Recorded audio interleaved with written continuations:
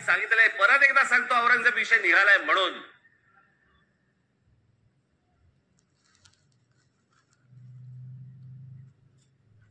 औरंगजेब बादशाह याचं राज्य कुठपासून कुठपर्यंत होतं? अफगाणिस्तान पासून दक्षिणेपर्यंत आणि इथे बंगालपर्यंत.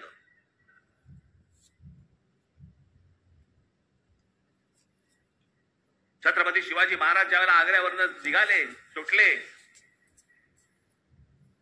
महाराष्ट्र जेव्हा आले, त्याच्यानंतर राज्याभिषेक झाला 74 साली आणि 1680 साली महाराजांचा मृत्यू झाला, निधन झालं त्यांचं.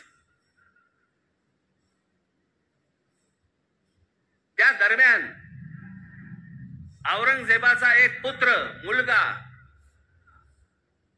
महाराज गेल्यानंतर दक्षिणेत आलाय आणि औरंगजेबाच्या मुलाला म्हणजे राहायला जागा बरोबर घेतलं. ते संभाजीराजांनी घेतलंय.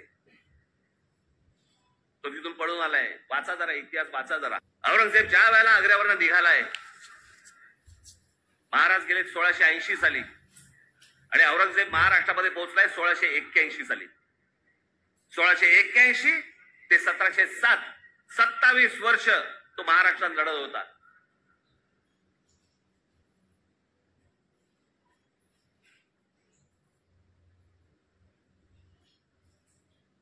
आमच्या संभाजी राजांबरोबर लढला. त्याला क्रूर पद्धतीने मारलं.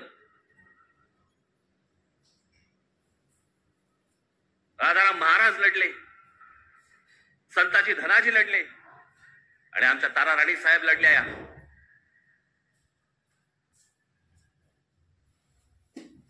एक महाराष्ट्राचे खूप मोठे लेखक होऊन गेले, नरहर कुरुंदकर. त्या कुरुंदकरांच्या एका पुस्तकामध्ये फार अप्रतिम वाक्य आहे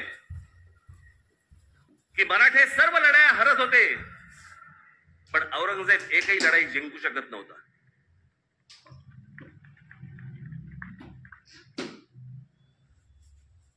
याचं कारण